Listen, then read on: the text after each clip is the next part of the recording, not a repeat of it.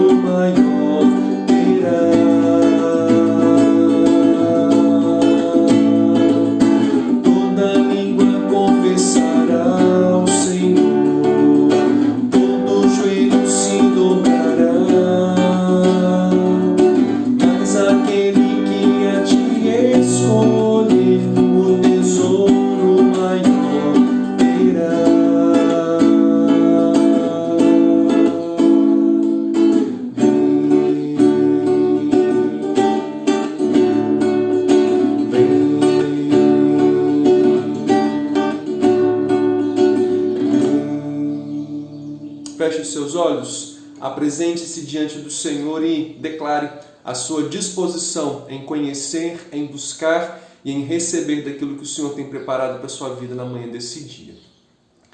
Senhor Deus, nós te agradecemos pela oportunidade e pelo tempo que o Senhor nos dá de abrirmos a tua palavra, de meditarmos, de recebermos pela palavra do Senhor a instrução para a nossa vida. Mas nessa manhã nós também queremos nos apresentar diante de Ti com as nossas mãos rendidas, erguidas perante a grandeza, diante da majestade, diante do Deus da nossa salvação, declarando de que a honra, a glória e o louvor tão somente pertencem a Cristo Jesus. Nós louvamos o nome do Senhor e te agradecemos porque em todo o tempo o Senhor tem sido gracioso e misericordioso para conosco em Cristo Jesus. Continue, ó Deus, falando ao coração do teu povo, da tua igreja, pela palavra do Senhor. Que mais uma vez nessa manhã a tua palavra nos desafie e nos faça mesmo viver de forma mais parecida e semelhante com a de Cristo Jesus. Em nome de Jesus. Amém e amém. Antes de lermos as Escrituras, e aí você já pode ir abrindo sua Bíblia na nossa clássica história do José do Egito. Hoje nós vamos meditar a partir do capítulo 40, Gênesis. Não sei se você prestou atenção naquilo que você declarou, mas o louvor de agora, melhor assim, o louvor de agora tem tudo a ver com o que nós vamos meditar na palavra do Senhor. Nós começamos o louvor e declaramos: eu te busco, te procuro, ó Deus, no silêncio eu sei que o Senhor estás. Depois, na segunda parte, nós declaramos: vou lutando, nada pode me impedir, eu vou te seguir, conhecer-te eu quero mais. Conhecer a Deus nem sempre será tão fácil como a gente gostaria que fosse, mas sempre valerá a pena, embora hajam as lutas, as dificuldades e as tribulações, mas todas elas sempre trazendo em nós um caráter de crescimento, de amadurecimento e de aperfeiçoamento. A nossa história de hoje começa quando José vai interpretar os sonhos do faraó. E eu vou começar no capítulo 39, no versículo 23. E aí depois nós vamos para o capítulo 41. Me desculpe, eu acho que eu disse para vocês Gênesis 40, antes da gente cantar o louvor. Mas é Gênesis 40, no verso 23. E aí nós vamos caminhar para o capítulo 41. Então deixa eu só consertar aí a referência que eu dei equivocada. Nós vamos começar no capítulo 40, no verso 23. E aí nós vamos seguir para o capítulo 41. No capítulo 41, nós vamos até o verso 46. O texto pode logo te dizer assim: puxa, pastor, que texto longo, nós vamos ler todo esse texto? Nós vamos ler quase todo esse texto, porque quando chegar no momento em que o faraó vai relatar para José quais foram os seus sonhos, nós vamos saltar, porque a gente já vai ter lido sobre esses sonhos no início desse texto. E não se preocupe, nós vamos por partes. E não se preocupe sobretudo, porque nós estamos lendo a palavra do Senhor. Nós declaramos e o salmista reafirma, ou aliás, o salmista declara e nós reafirmamos que nós temos deleite, prazer, satisfação em ler a palavra do Senhor. Então não é porque o texto é grande que vai gerar um incômodo no nosso coração. Então vamos, verso 23 do capítulo 40, quando diz assim: o copeiro-chefe, todavia, não se lembrou de José, porém dele se esqueceu. Passados 2 anos completos, Faraó teve um sonho. Parecia-lhe achar-se ele de pé junto ao Nilo. Quero parar aqui com você rapidamente. José interpretou os 2 sonhos, do copeiro e do padeiro. E conforme as interpretações, e aí quando eu digo José interpretou, logicamente que eu estou considerando de que foi Deus quem falou a José. José é apenas o vaso, José é apenas o instrumento nas mãos do Senhor. Então, quando eu digo José interpretou, é nesse sentido. José está sendo apenas um instrumento. Há uma dependência de José em seu Senhor. Os sonhos aconteceram. De fato, o padeiro foi enforcado, depois de 3 dias que ele sonhou, e o copeiro posto em liberdade, exatamente no dia do aniversário do faraó. Mas José tinha pedido ao copeiro: quando você estiver diante do faraó, lembre-se de mim, fale a meu respeito. Afinal de contas, eu estou nessa prisão, nessa masmorra, não foi porque eu escolhi ou porque eu cometi algum delito. Na verdade, os meus irmãos me venderam, os meus irmãos me entregaram por um favoritismo que existia do meu pai para comigo. Enfim, fale a meu respeito a faraó e quem sabe eu serei liberto. Só que diz o texto que o copeiro se esqueceu de José. E o capítulo 41 aparentemente começa para nós como uma notícia entristecedora, quando diz assim: passado 2 anos completos.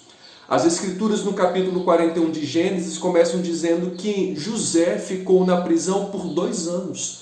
2 vezes 365 dias, se não era um dos anos bissextos. José ficou na prisão, e aí os seus dias eram dias certamente rotineiros. Acredito eu que por causa disso o texto de Gênesis 41, Moisés, ele não trouxe nenhum detalhe diferente, ele apenas diz: passaram-se 2 anos completos e Faraó e José ainda permanece na prisão. Talvez aquela expectativa de José em sair ou ter a notícia de o copeiro falou ao faraó a meu respeito se frustrou. E aí talvez você diga assim: puxa, mas José não cometeu erro nenhum, mas ele permanece na prisão. Porventura o Senhor se esqueceu de José? Talvez o Senhor abandonou José, talvez o Senhor tenha deixado José de lado? Em hipótese alguma, porque no capítulo 39, no versículo 21, diz: o Senhor, porém, era com José. O fato de um silêncio soberano de Deus não significa que José tenha sido esquecido do Senhor. Na verdade, há tempo para todas as coisas e há tempo para todo o propósito debaixo do céu. E aí eu começo com uma citação de Charles Swindoll, quando ele diz assim: o sofrimento, quando tratado apropriadamente, pode moldar uma vida para a grandeza. Vou repetir a frase. O sofrimento, quando tratado apropriadamente, pode moldar uma vida para a grandeza. Esse tempo, esse período, na verdade estava sendo apenas um tempo, um período nas mãos do Senhor para moldar e para aperfeiçoar o caráter de José, para algo que ainda era desconhecido para José, de que ele ainda iria experimentar. Não foi diferente com Elias, que ficou um tempo na caverna, que ficou um tempo em Querite, que ficou um tempo sendo sustentado por uma viúva. Não foi diferente na vida de Moisés, que de 40 aos seus 80 anos passou a sua vida no deserto, pastoreando ovelhas, para que de 80 a 120 anos ele tivesse condições de pastorear o grande rebanho, o povo de Israel. Não foi diferente até mesmo com Cristo Jesus, que embora sendo filho de Deus, não precisasse de ter o caráter aperfeiçoado, passou 40 dias e 40 noites no deserto. Perceba você de que, e aí é uma outra situação, uma outra citação, e não situação, perdão, uma citação que diz assim: todos aqueles que Deus usa grandemente são primeiro ocultos no segredo da sua presença, longe do orgulho do homem. É ali que a nossa visão se torna nítida.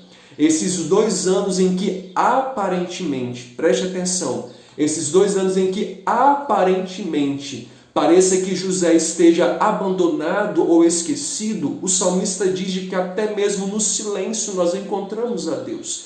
Eu sei que é muito desafiante nós aceitarmos o silêncio da parte do Senhor.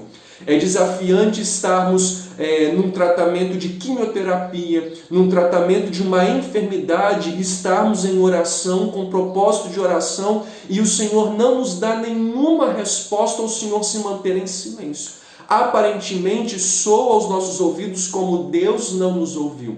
Mas entenda, o sofrimento, se bem aceito, se nos sujeitarmos ao tempo que o Senhor Deus trabalha o nosso coração, isso pode gerar algo muito benéfico, algo muito produtivo dentro do nosso coração. E esses 2 anos na prisão era a ferramenta de Deus para trabalhar ainda mais com o coração, com o caráter de integridade de José, para que quando ele fosse experimentar o que Deus tinha reservado, o seu coração não se envaidecesse, não se enchesse de soberba ou de orgulho em pensar: fui eu quem conquistei. Diz então assim o texto: do rio subiam 7 vacas formosas à vista e gordas e pastavam no carriçal. Após elas subiam do rio outras 7 vacas, feias à vista e magras, e pararam junto às primeiras na margem do rio. As vacas feias à vista e magras comiam as 7 formosas à vista e gordas. Então acordou o faraó. Tornando a dormir, sonhou outra vez. De uma só haste saíam 7 espigas cheias e boas, e após elas nasciam 7 espigas mirradas, crestadas do vento oriental. As espigas mirradas devoravam as 7 espigas grandes e cheias. Então acordou o faraó. Fora isto um sonho. De manhã, achando-se ele de espírito perturbado, mandou chamar todos os magos do Egito e todos os seus sábios e lhe contou os sonhos. Mas ninguém havia que lhes interpretasse. Faraó teve um sonho. Vacas bonitas, vacas formosas, 7. Mas logo em seguida surgiam 7 vacas feias, desnutridas, mas embora fossem feias e desnutridas, elas devoravam as 7 vacas bonitas e formosas. Faraó acordou e talvez, como dizia o seu Manuel, o faraó tenha pensado: comi feijoada, feijão gordo e estou tendo pesadelo. Faraó sonhou novamente e agora ele sonha em uma só haste, 7 espigas boas saem. Logo em seguida, 7 espigas mirradas e sofridas, castigadas pelo vento oriental. Mas as 7 espigas mirradas, castigadas pelo vento oriental, as espigas quase que deficientes, vamos assim dizer, faltando grãos, elas comiam as 7 outras espigas boas. E Faraó acorda novamente. No dia seguinte, Faraó está perturbado. A semelhança do copeiro e do padeiro que estavam perturbados, mas que foram sensivelmente alcançados pela misericórdia de José. Faraó acorda e está de espírito perturbado. Então ele manda chamar os sábios. Os sábios aqui supostamente seriam os magos, não no sentido de feitiçarias, mas estudiosos dos astros, estudiosos das estações, pessoas instruídas, estudadas. Por isso eram tidos como sábios. E eles eram responsáveis por estudar os astros para ver se os deuses gostariam de falar alguma coisa, ou estudar as estações, ou estudar as coisas da vida, os acontecimentos, para ver se algum deus queria falar alguma coisa. O Nilo era tido como um deus. E aí pensar de que do Nilo subiam essas vacas era os nossos deuses querem falar algo conosco. Mas acontece que diz o texto: ninguém havia que interpretasse o sonho. O verso 9 muda completamente o cenário quando diz: então, disse Faraó ao copeiro-chefe, lembro-me hoje das minhas ofensas. Estando Faraó muito indignado contra os seus servos e pondo-me sob prisão na casa do comandante da guarda, a mim e o padeiro-chefe, tivemos um sonho na mesma noite, eu e ele. Sonhamos, e cada sonho com a sua própria significação. Achava-se conosco um jovem hebreu, servo do comandante da guarda. Contamo-lhes os nossos sonhos, e ele nos interpretou, e cada um segundo o seu sonho. E como nos interpretou, assim mesmo se deu. Eu fui restituído ao meu cargo, o outro foi enforcado. Então Faraó mandou chamar a José e o fizeram sair à pressa da masmorra. Quando José interpretou o sonho do copeiro, ele disse assim, lá no capítulo 40, verso 14. Porém, lembra-te de mim quando tudo te correr bem. Talvez José tenha pensado naqueles 2 anos anteriores. Agora eu saio da prisão.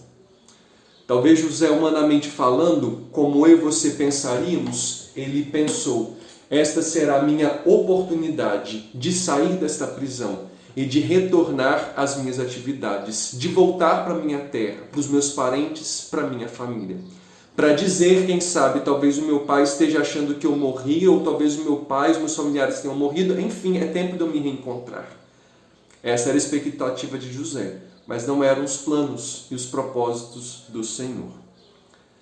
Então disse Faraó, o copeiro-chefe, lembro-me das minhas ofensas. A gente não tem detalhes. O texto não diz se o copeiro está por trás da fechadura, ouvindo a conversa de Faraó com os magos, com os sábios, ou se eles estão reunidos na sala de estar do palácio e o copeiro está servindo e ele ouve. Mas não de forma proposital, não por coincidência, mas no tempo de Deus. Eclesiastes 3:1. Há tempo determinado para todas as coisas, e há tempo para todo propósito debaixo do céu. Todos os nossos dias, diz o salmista no Salmo 139, foram escritos e determinados, quando nenhum deles sequer ainda existia. No tempo determinado pelo Senhor, o copeiro diz assim: lembro-me de um dos meus companheiros de prisão, capaz de interpretar os seus sonhos. Ele interpretou o meu sonho e o do padeiro, e aconteceu exatamente conforme ele disse. Verso 14 então diz: Então Faraó mandou chamar a José e o fizeram sair à pressa da masmorra. E aí José está dentro daqueles dias rotineiros em que se acorda e o que se tem a fazer é tomar conta dos guardas, dos presos, já que este foi o trabalho designado por ele, já que ele alcançou mercê diante do carcereiro, mas de repente, na manhã daquele dia, algo que fugia da sua rotina, algo que fugia da sua agenda acontece. Deus está respondendo José, ou Deus está mais uma vez demonstrando a José e a nós de que há um tempo, e no tempo do Senhor, Ele nos visita e nos consola com a manifestação extraordinária do seu poder. Traga José, mande-o subir depressa e que se apresente a mim. Mas veja o que diz o verso 14. José parece que tem sangue de barata. Diz o texto: José se barbeou, mudou de roupa e foi apresentar-se a Faraó. Eu não tenho dúvidas de que eu e você, se chamados pelo Faraó, pensando na possibilidade de sairmos da prisão, nem que seja por algumas horas para estar diante do Faraó, ou quem sabe em pensar, pode ser que ele vai me libertar, porque até agora apenas somente foi dito para trazê-lo e não para o que José vai fazer. Mas de maneira rápida a gente sairia, de forma afoita a gente abandonaria aquela prisão e partiria. José não. José raciocinou. José pensou. José está submisso aos cuidados de Deus. E a sua atitude é: eu vou me apresentar ao faraó. Ele é o rei sobre o Egito. Eu vou me barbear e mudar de roupa. Para a gente pode parecer assim, uma simples atitude de higiene. Bom, pode ser, mas também não pode ser. Afinal de contas, José não estava largado sem um banho. Pode ser que tinham se reduzido os banhos por estar numa prisão. Mas José vai se barbear porque a barba entre os hebreus é sinal de autoridade. Mas entre os egípcios não se tem um costume de um homem andar barbado. José vai se barbear em respeito à autoridade a quem ele vai se apresentar. E ele vai mudar as suas roupas. Ele não quer aparecer com seus trapos imundos de prisão. Ele vai aparecer, se apresentar a uma autoridade, ao faraó. Acompanhe o que diz o texto. Então lhe disse: tive um sonho e não há quem o interprete. Ouvi dizer, porém, a teu respeito, que quando ouves um sonho, pode interpretá-lo. Veja a resposta humilde e submissa de José. Respondeu-lhe José: não, isso não está em mim, mas Deus dará resposta favorável a Faraó. José poderia pensar assim: se eu interpretar o sonho, ou se ficar como que sou eu que interprete, pode ser que eu ganhe algum favor e quem saiba, eu até mesmo saia da prisão. José foi chamado para interpretar o sonho e nada garante que ao interpretar o sonho ele sairá da prisão.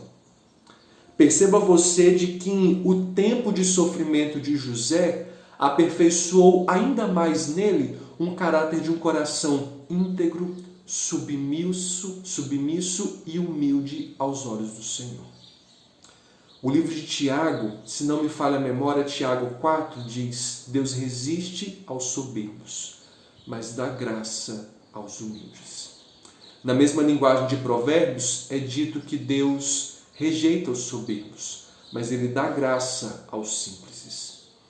O apóstolo Pedro, nas suas cartas, ele diz assim: humilhai-vos sob a poderosa mão de Deus, para que em tempo oportuno Ele vos exalte.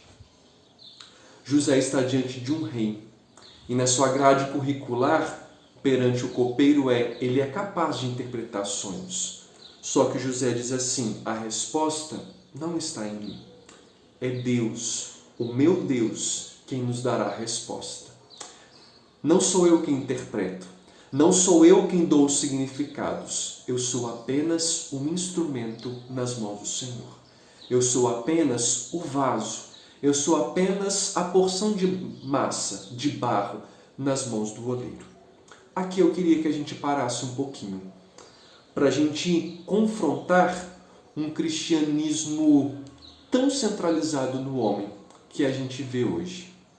Não tenho dúvida de que Deus capacita a sua igreja com dons espirituais. E eu não tenho dúvida que exista no meio de nós pessoas com dons de visão, de cura, de revelação.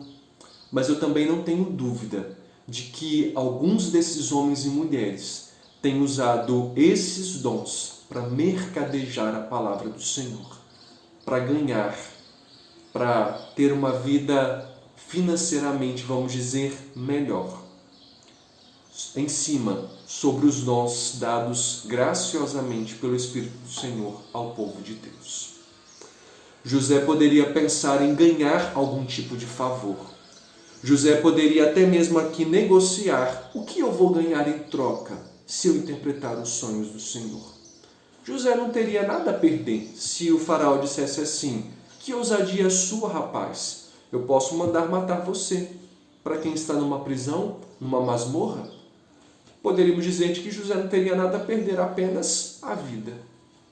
Mas perceba você de que José, ele não sabe o que está para acontecer, mas estar submetido ao cuidado de Deus, aos planos de Deus, é reconhecer: há um propósito e há algo que o Senhor ainda quer fazer na minha vida. Por isso José, ele podendo tirar proveito da situação, ele não tira, mas pelo contrário, ele continua submetido aos planos do Senhor. É isso que faz toda a diferença na trajetória de José. A sua submissão ao querer e aos planos de Deus, ainda que os planos de Deus estejam completamente desconhecidos, ainda que ocultos e escondidos aos olhos de José. A interpretação não está no meu poder, mas Deus, o meu Deus, dará resposta favorável a Faraó. Os sonhos são dados, e aí nós vamos saltar. O verso 25 então diz assim: então lhe respondeu José: o sonho de Faraó é apenas um. Deus manifestou a Faraó o que há de fazer.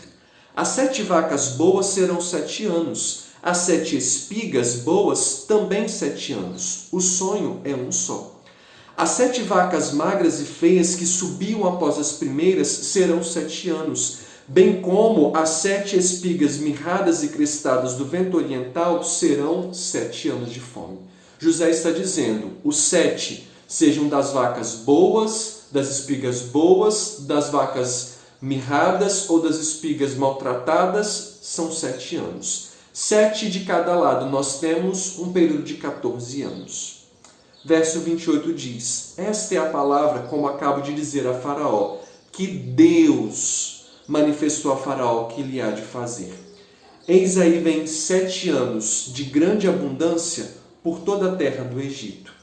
Seguir-se-ão 7 anos de fome, e toda aquela abundância será esquecida na terra do Egito, e a fome consumirá a terra. E não será lembrada a abundância na terra, em vista da fome que seguirá, porque será gravíssima.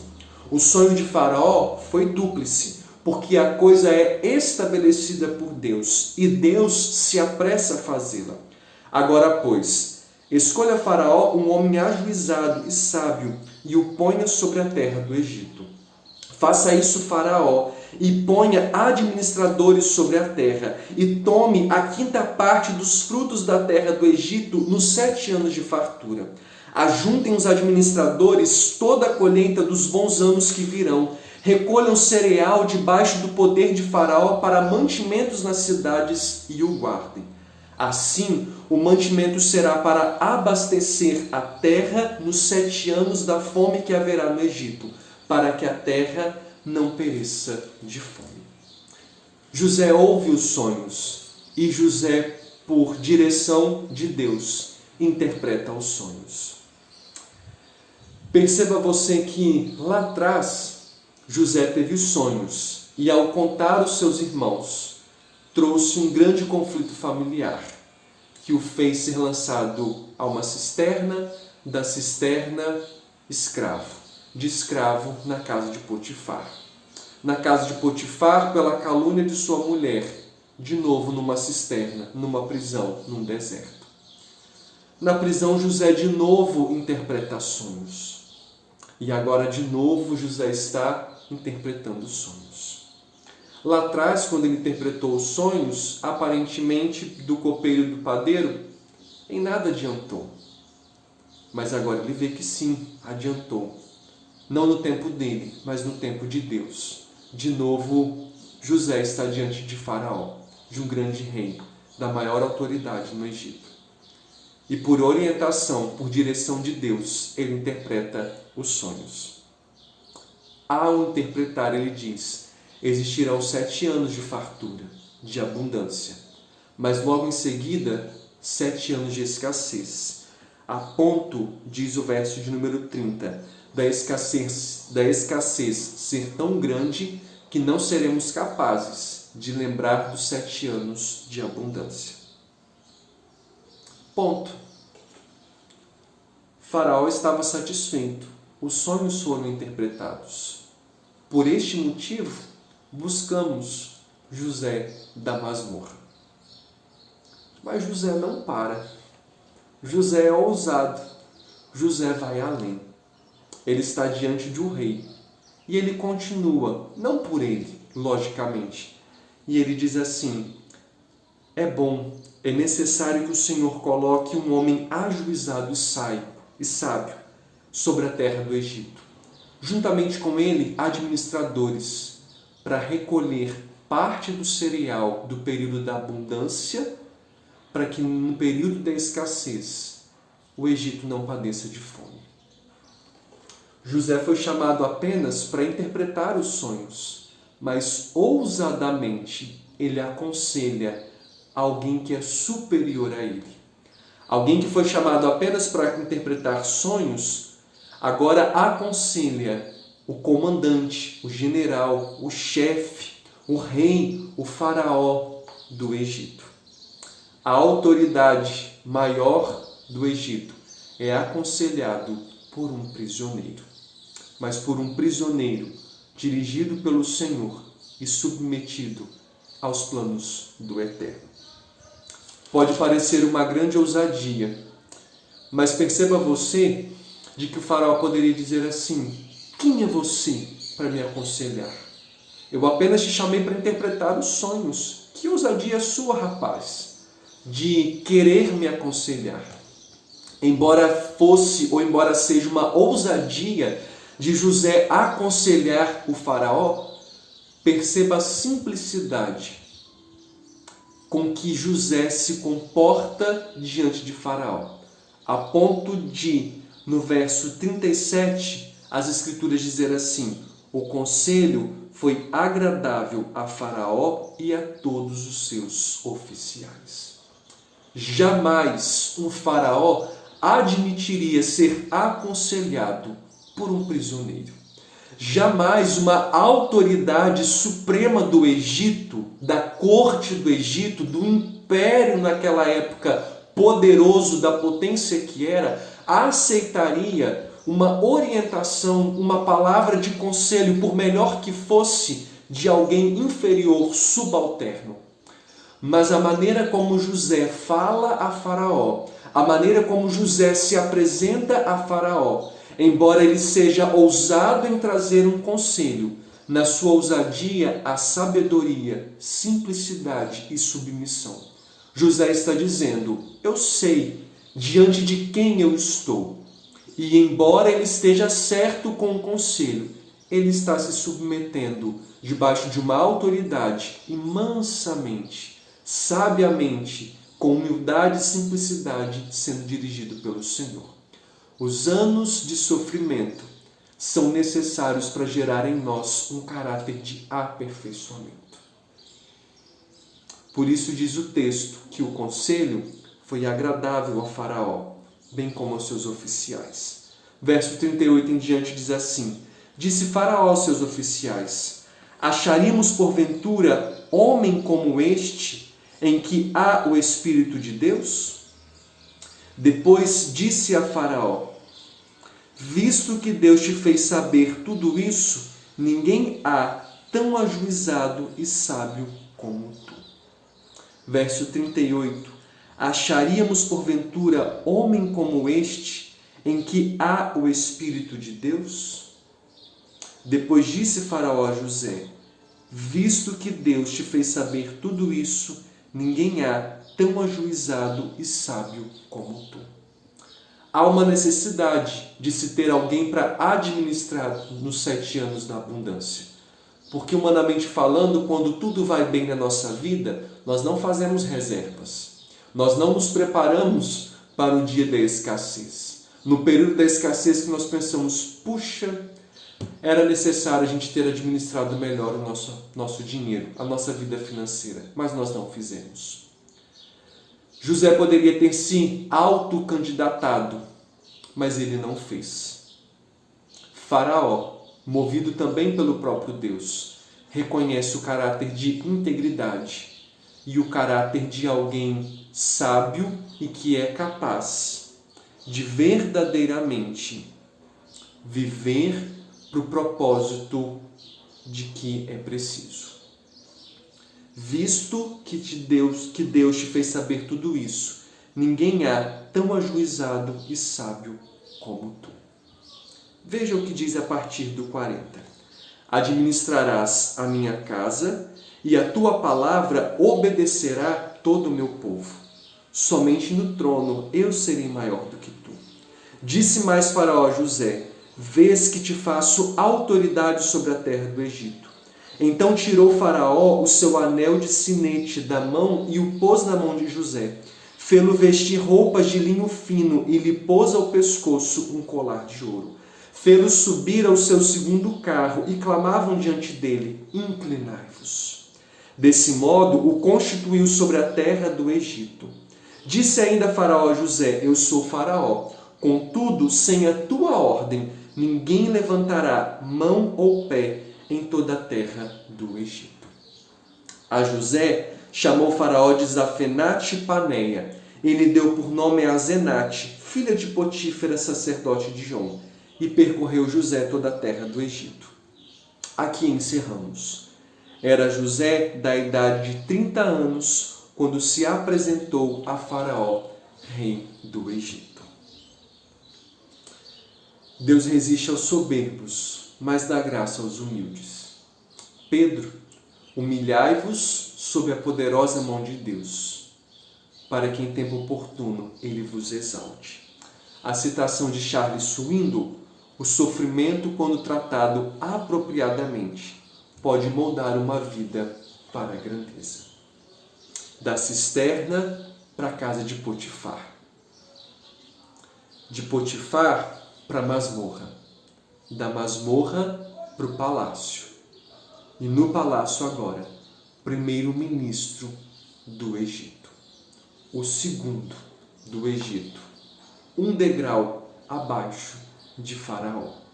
De maneira que ninguém dará ordem ou ninguém levantará mão ou pé no Egito sem o seu comando, sem a sua ordem. O sofrimento pode parecer muito difícil a ser enfrentado, mas gerará algo bom e produtivo no nosso caráter. Não é apenas mais uma experiência para testemunharmos a respeito do Senhor, mas gerará em nós um caráter de aperfeiçoamento. Para quando entrarmos em Canaã, não declaremos: fomos nós quem conseguimos, mas o Senhor quem nos trouxe até aqui. José recebe inúmeras gratificações. José recebe inúmeras recompensas, mas pelo decorrer da história, você vai perceber que ele continua submisso, simples e manso, debaixo do propósito de Deus. Da masmorra, José é trazido e agora ele ganha um anel de selar, um anel de sinete. José ganha nas suas mãos um anel de autoridade exclusiva do faraó. Um anel que seria enfincado, afundado na argila, para baixar ou para assinar os decretos, as ordens e os documentos do império. O anel de selar, o anel de autoridade, está nas mãos do Egito, nas mãos de José, daquele que foi vendido como um escravo indigno, por um valor insignificante, daquele que foi caluniado pela mulher de Potifar e ficou anos na masmorra, por aquele que foi esquecido pelo copeiro-chefe, mas que no tempo do Senhor foi trazido diante do olhar de Faraó. O anel de autoridade está nas mãos de José. A roupinha que José colocou para se apresentar ao faraó é removida e sobre ele é colocado vestes de linho fino. No seu pescoço, um colar de ouro. Muito mais do que um anel de sinete, muito mais do que roupas novas, muito mais do que um colar, ele é posto no segundo carro, à frente. Na trajetória, no cortejo triunfal, à frente está apenas Faraó, mas o segundo carro é de José. No segundo carro está a segunda autoridade maior, José. Quando José passa, as pessoas se inclinam, se curvam diante da sua autoridade. E dessa maneira, ele é constituído o primeiro-ministro, o subchefe, o subfaraó, o subrei. Ele é declarado como o segundo da terra do Egito. De maneira que ele não é maior apenas do que Faraó. Mas sobre o Egito, ninguém levanta a ordem, ninguém dá ordem, ninguém levanta a mão ou pé, sem que seja da autoridade de José. Na casa de Potifar, ele foi o segundo. Administrou tudo, por isso a casa de Potifar foi prosperada, foi abençoada. Agora no Egito, de novo ele é o segundo, com a autoridade de um anel de selar. O que era do rei passou-se às mãos de José. Com novos trapos, com nova roupagem, com um colar. Lembra-se da história do filho pródigo? Quando ele voltou para casa, o seu pai imediatamente disse: põe-me nas suas mãos um anel, calce os seus pés, mude os seus trapos e coloque outro, e façamos uma grande festa. Pode ser que eu e você nunca sejamos promovidos profissionalmente a um cargo de grande destaque. Não porque não estejamos preparados, mas porque não seja do propósito de Deus. Mas ainda que profissionalmente a gente não alcance uma posição de destaque, de poder e de grande autoridade, espiritualmente, o Senhor nos retirou do vale da sombra da morte, removeu os nossos trapos de imundícia e pôs em nós vestes brancas, alvejadas, lavadas e remidas pelo sangue do Cordeiro, e nos fez assentar nas regiões celestiais, juntamente com Cristo Jesus. E espiritualmente já reinamos com aquele que é Pai, Filho e Espírito Santo de Deus. Das trevas, da masmorra, da prisão, dos grilhões infernais, o Senhor nos removeu e nos fez assentar ao lado dos príncipes deste povo. Eu gosto muito do Salmo 113, quando o salmista diz: ele ergue do pó o desvalido e do monturo necessitado, para o assentar ao lado dos príncipes, sim, com os príncipes deste povo. O Senhor retirou José de um lugar de perdição espiritualmente, de um lugar de tribulação, de uma masmorra fisicamente, e o tornou em um lugar de honra. O sofrimento, quando tratado apropriadamente, pode moldar uma vida para a grandeza. Aquele tempo era necessário. O tempo de sofrimento foi necessário, porque quando José assumisse a segunda cadeira da realeza, o seu coração não se envaidecesse, não enchesse de soberba e de orgulho.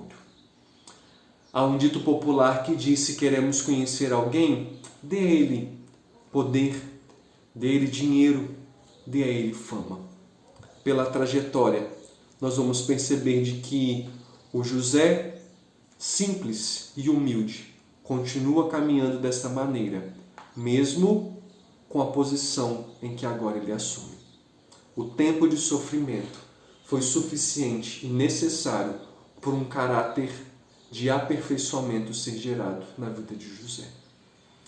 Dessa maneira, queridos, pode ser de que algumas dificuldades surjam na nossa caminhada. Não para a gente assumir um novo posto no trabalho. Não talvez para sermos promovidos, embora talvez possamos ser promovidos. Mas nem sempre existirá uma promoção física ou material. Mas ao longo da nossa caminhada, nós somos aperfeiçoados para espiritualmente sermos ainda mais úteis, mais valiosos e ainda mais usados em Cristo Jesus. Não tenha dúvida de que os sofrimentos desta terra estão para produzir em nós o peso da glória de Deus.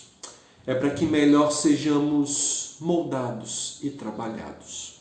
O nosso grande desafio é nos apresentarmos diariamente como argila molhada, flexível e sensível às mãos do Criador e do Salvador, que é Cristo Jesus. Ao longo dos sofrimentos, não questione. Ao longo dos sofrimentos, não tenha dúvida, o Senhor está com você. Ao longo do tempo do sofrimento, não tenha dúvida, o soberano tem um tempo, um propósito para todas as coisas. Ele vai nos acrisolar, mas em tempo oportuno, ele vai nos levar para uma terra espaçosa e larga, terra que mana leite e que mana mel. Não se engane, não fique inseguro, não ande duvidoso. Os sofrimentos deste lugar, as labutas que nós enfrentamos, ou até mesmo o silêncio da parte do Senhor, 2 anos na prisão, é tão somente para o nosso crescimento e amadurecimento.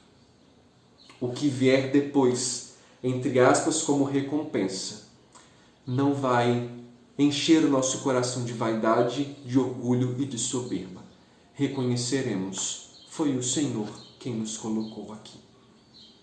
O povo de Israel caminhou por 40 anos no deserto, porque se eles não fossem aprimorados, aperfeiçoados, lapidados e acrisolados pelo Senhor, em semanas eles destruiriam a terra prometida. Moisés, levado ao deserto para aprender a pastorear, para depois ter condições de pastorear o rebanho de Israel. Ao longo da nossa caminhada, desertos, masmorras surgirão para aperfeiçoamento do nosso caráter, para que ao assumirmos posições, seja na vida profissional, seja em casa, seja no reino, o nosso coração não se envaideça, a ponto de declararmos como Paulo, sei estar humilhado, mas exaltado. A enxergar o nosso próximo sempre com um olhar de igualdade, não de superioridade ou de inferioridade. Feche os seus olhos e ore para que o Senhor nos dê um coração como o de José. Deus, que a Tua palavra nos ensine, mas que conserte o que for necessário. Tenha de nós graça e misericórdia e nos ajude ao longo da nossa caminhada, de maneira que nos submetamos ao tempo, aos planos e ao propósito do Senhor, para que em todo tempo experimentemos a boa, a perfeita e agradável vontade do Senhor. Em nome de Jesus. Amém e amém. Da prisão, da masmorra ao palácio. Primeiro-ministro. Não tenha dúvida, o Deus que conduziu a vida de José é o Deus que continua conduzindo a nossa vida, a vida do seu povo. Deus te abençoe e te guarde nesse domingo. Não saia daí, reúna os seus pequenos, junte os seus filhos, netos e sobrinhos e vamos juntos às 10h30 celebrar com as nossas crianças na Escola Bíblica Dominical. Deus te abençoe, um excelente domingo com a graça, paz e misericórdia.